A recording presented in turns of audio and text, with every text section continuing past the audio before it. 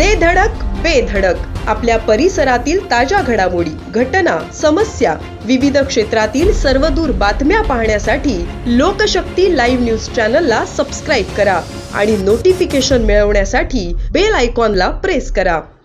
पोलादपूर तालुक्यातील तहसीलदारावर anti corruption विभागाने कारवाई केल्याची घटना ताजी असतानाच महाड तालुक्यामध्ये तलाठी व मंडळाधिकारी यांना 3,000 रुपयाची लाच घेताना लाचलुचपत प्रतिबंधक विभागाने रंगेहात पकडले आहे. ही घटना शुक्रवार दिनांक 4 एप्रिल रोजी दुपारी 2:30 वाजण्याच्या सुमारास महाड येथे घडली.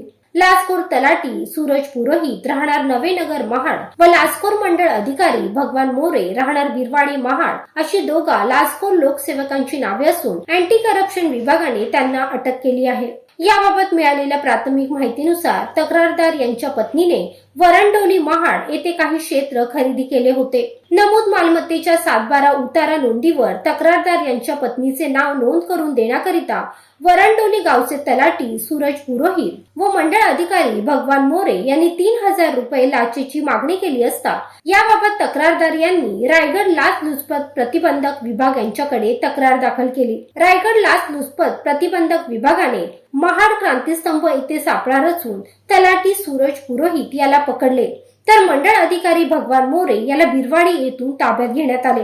अँटी करप्शन विभाग ठाणे पोलीस अधीक्षक शिवराज पाटील, अप्पर पोलीस अधीक्षक संजय गोविलकर, अप्पर पोलीस अधीक्षक सुहास शिंदे यांच्या मार्गदर्शनाखाली अँटी करप्शन ब्युरो रायगड जिल्हा उप अधीक्षक शशिकांत पाडावे, पोलीस निरीक्षक संतोष भिसे, पोलीस निरीक्षक निशांत धनवडे, पोलीस हवालदार सचिन आटपाडकर, पोलीस हवालदार सागर पाटील यांच्या टीमने सापळा रचून लाचखोर तलाठी व मंडळ अधिकारी यांना रंगेहात पकडून महत्वाची कामगिरी केली.